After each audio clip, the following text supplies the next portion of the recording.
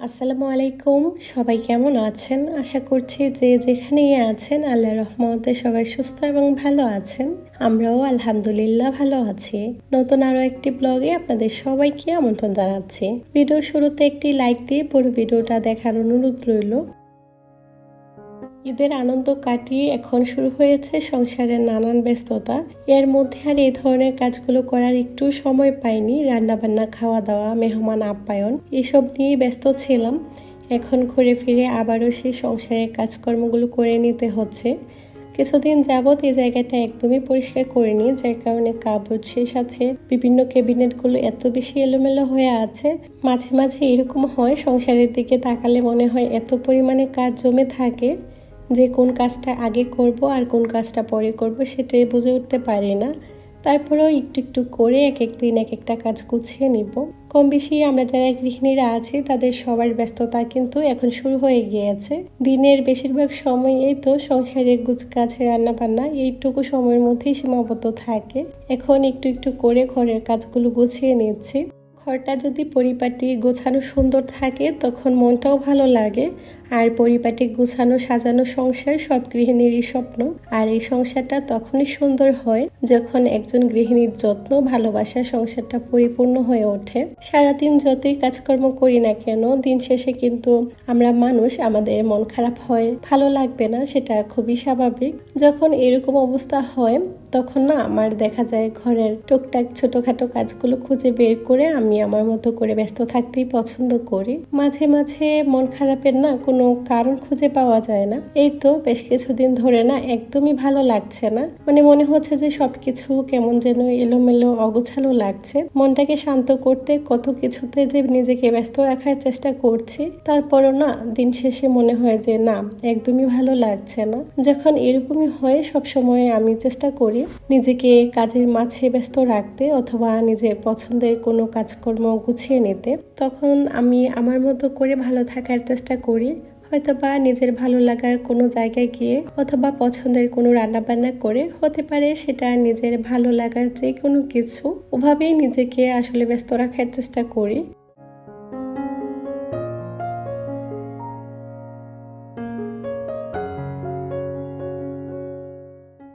মাঝে মাঝে এমন হয় যে মনের মধ্যে অনেক বেশি খারাপ লাগা কাজ করে। মনে থাকে হাজারো অভিযোগ, যেগুলো না কারো কাছে প্রকাশ করা যায় না। আর আমি সবসময় নিজেকে ব্যস্ত রাখতে চেষ্টা করি। ব্যস্ত থাকলে দেখবেন মনের মধ্যে খারাপ চিন্তা ভাবনা আসে না। তাছাড়া ব্যস্তভাবে সময় কাটালে অন্যরকম একটা ভালো লাগাও কাজ করে, মনের মধ্যে শান্তি পাওয়া যায় আর কি। তো ওভাবেই নিজেকে ব্যস্ত রাখার চেষ্টা করি। আমরা যারা গৃহিণীরা আছি মাঝে মধ্যেই কিন্তু আমাদের সঙ্গে এরকম কিছু ঘটে, বা যে কোনো মানুষের সাথে এরকম হতে পারে। তো সবসময় আমি নিজেকে নিজের মতো করে ব্যস্ত রাখতে পছন্দ করি। আর নিজেকে নিজে যখন ভালোবাসবেন বা নিজেকে নিজে গুরুত্ব দিবেন, তখন দেখবেন সবকিছু এমনিতেও অনেক বেশি সুন্দর মনে হবে।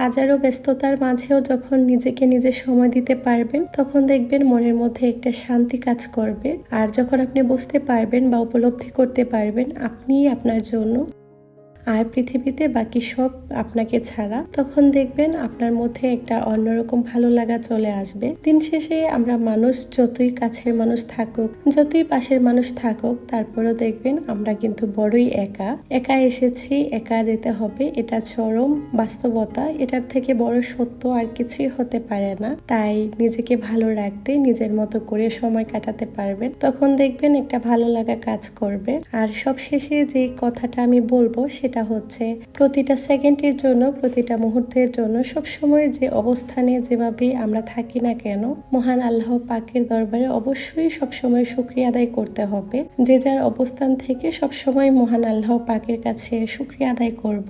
এটাই জীবনের সব থেকে বড় একটা চাওয়া পাওয়া হতে পারে আমাদের জন্য। আল্লাহ পাক চাইলে জীবনটাকে সহজ করে দিতে পারেন।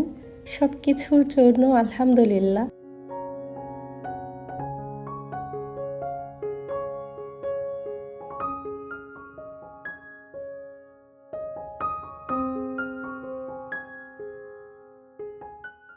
আজকে কথা বলতে বলতে আপনাদের সঙ্গে অনেক কথা বলে ফেলেছি, প্লিজ কেউ কিছু মনে করবেন না। মাঝে মধ্যে না মন থেকে অনেক অনেক কথা চলে আসে, যেগুলো গল্প করতে করতে কখন যে আপনাদের সঙ্গে শেয়ার করে ফেলি নিজেও বুঝতে পারি না। আসলে জীবনটা ভিন্ন রকম, কারো জীবনের সাথে কারো জীবনের কখনোই কোনো মিল থাকে না। তারপরেও আমরা মানুষ, হতাশাগ্রস্ত, কোনো না কোনো ভাবে আমরা মানুষ নানান কারণে হতাশ হয়ে যাই। তো কারো একটু ভালো কথা শুনলে কখনো দেখবেন ভালো লাগে, অনেকটা মনের মধ্যে স্বস্তি আসে। আমার তো মাঝে মধ্যে এরকম হয়, তাই আপনাদের সঙ্গে শেয়ার করা। যাই হোক, কথা বলতে বলতে আপনাদের সঙ্গে তো ভিডিও সম্পর্কে তেমন কিছুই শেয়ার করতে পারিনি। আজকে আমাদের একটা দাওয়াত ছিল দুপুরের দিকে, তো ওখানে গিয়েছিলাম, যার জন্য নিজেকে একটু হালকা পাতলা রেডি করে নিয়েছি। তারপর ওখান থেকে আস্তে আস্তে না আমাদের বেশ অনেকটা লেট হয়ে গিয়েছিল। ওই দিন কোনো রকমের ভিডিও ক্লিপ আর নিতে পারিনি। আর আমি যখনই কারো বাসায় যাই না কেন, ওভাবে আমার কখনোই ভিডিও করা হয় না। আপনারা যারা শুরু থেকে আমার ভিডিওগুলো দেখেন তারা তো কম বেশি জানেন যে আমার ব্লগে আসলে আমার পরিবার ছাড়া তেমন কাউকে আসলে আমি দেখাই না, কারণ সবারই একটা যার যার নিজস্ব প্রাইভেসি থাকে। তো আমি যেহেতু আমার মতো করে ব্লগগুলো আপনাদের সঙ্গে শেয়ার করি, ওভাবেই আমি সীমাবদ্ধ থাকতে চাই। আশা করছি আজকের পুরো ব্লগটা আপনাদের কাছে ভালো লাগবে। যদি ভালো লাগে প্লিজ একটা লাইক দিয়ে দিবেন। আর যারা আমার চ্যানেলে নতুন প্রথম ভিজিট করছেন তারা চাইলে আমার ছোট্ট এই চ্যানেলটিকে সাবস্ক্রাইব করে নিতে পারেন। যারা অলরেডি এই কাজটি করে নিয়েছেন আপনাদের সবাইকে অসংখ্য ধন্যবাদ। যারা নীরবে আমার ব্লগগুলো দেখেন, পছন্দ করেন আমাদেরকে, তাদেরকেও জানাই অসংখ্য ধন্যবাদ। মন থেকে আপনাদের জন্য অনেক অনেক দোয়া ও ভালোবাসা। যাই হোক, আজকে বিকেলবেলা না একটু করে বাহিরে এসেছিলাম। আজকের আবহাওয়াটা এত বেশি ভালো ছিল আর আকাশটা দেখে এত বেশি ভালো লাগছিল যে ঘরে থাকতে একদমই ইচ্ছে করছিল না। আর জুনাদের বাবা বলতেছিল যে চলো আমরা একটু ঘুরে আসি। এই গরমে আসলে বাচ্চাদেরকে নিয়ে বাহিরে বের হওয়া অনেক বেশি কষ্ট হয়ে যায়। তারপরও আজকের আবহাওয়াটা একটু ভালো ছিল, বাতাসও ছিল, ওই কারণেই আসলে বাহিরে বের হওয়া। এখন ওমানে যেই পরিমাণে গরম শুরু হয়েছে, বাসা থেকে একদমই বের হওয়া যায় না, একেবারে বন্দির মতো অবস্থা। আমি তো বৃহস্পতিবার শুক্রবার করে বাচ্চাদেরকে নিয়ে একটু করে মলে বা মার্কেটে ঘুরে আসি, কারণ ওরাও তো সারাদিন বাসায় থাকে। এখন যেহেতু বাচ্চাদের স্কুল বন্ধ, সামার ভ্যাকেশন চলছে, তো সব বাচ্চারই দেখা যায় বাসায় থাকে। বিভিন্ন ধরনের ইনডোর গেমগুলোই এখন বাচ্চাদের শেষ ভরসা, তো ওভাবেই চলছে আর কি। মাঝে মধ্যে একটু বের হওয়া হয়, তবে আজকে সপ্তাহখানেক ধরে বাহিরে তো একদমই বের হই না, একটু করে মলগুলোতেই ঘুরে আসি। আপনারা হয়তো বা কম বেশি অনেকেই জানেন যে আরব দেশগুলোতে কি পরিমাণ যে গরম পড়ে, আর ওমানে এরকম অস্থির গরম, মনে হচ্ছে যে দম বন্ধ হয়ে আসবে। কিভাবে যে বাহিরে আসলে লোকজন কাজ করে সেটা আমার জানা নেই, আল্লাহ পাকই ভালো জানেন। তাদেরকে আরো বেশি ধৈর্য দান করার ক্ষমতা দান, কিভাবে বাহিরে যে কাজ করে মহান আল্লাহ পাকই ভালো জানেন। আল্লাহ ওনাদের সহায় হোক, সেই দোয়াই করি। এত পরিমাণে গরম আসলে সহ্য করার মতো না, তারপরেও জীবন চলছে, তো জীবনের মতো করে মাঝে মধ্যে একটু করে বাহিরে বের হতে হয়। আর ঘরের মধ্যে সারাক্ষণ থাকতেও ভালো লাগে না, কেমন যেন না একটা একঘেয়েমি চলে আসে। আজকে বিকেল করে হালকা একটু বাতাস ছিল আসলে, যার কারণে বের হওয়া। আর আকাশ, সে সাথে গাছপালা, চারপাশের পরিবেশ দেখে মনে হচ্ছে কোনো একটা দৃশ্য নতুন করে সাজিয়ে নেয়ার মতো। এত বেশি সুন্দর লাগছিল মাশাল্লাহ। এক পাশে সাগর, অপর পাশে সবুজ, সবকিছু দেখতে মনে হয় একটা অন্যরকম প্রশান্তি লাগছিল।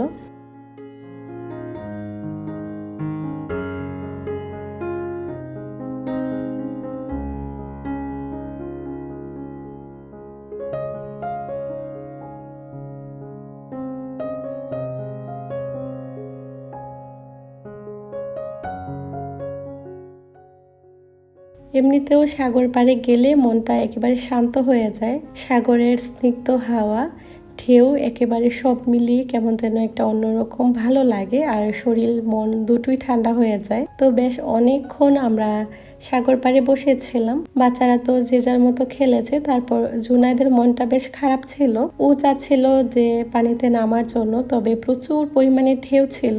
আমরা যে সাইডে বসেছি এই সাইড দিয়ে পানিতে নামার কোনো ব্যবস্থা ছিল না, অন্য সাইডে ছিল।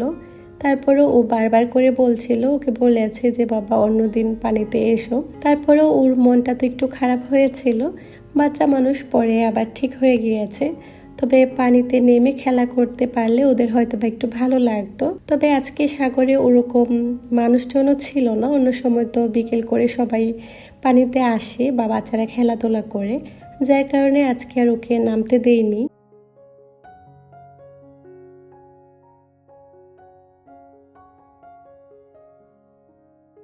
এর মধ্যে আমরা বেশ কিছু সময় এখানে ঘোরাফেরা করেছি। প্রায় সন্ধ্যার সময় আমরা এখান থেকে বের হয়েছি, মানে মাগরিবের আগ মুহূর্তে। এখন যেহেতু গরম, একেবারে সূর্য অস্ত যাওয়া অবধি না পর্যাপ্ত পরিমাণে রোদ থাকে আর এত গরম থাকে।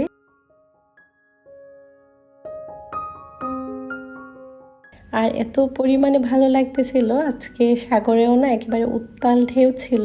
সব মিলিয়ে এই তো এভাবেই সময়গুলো কেটেছে।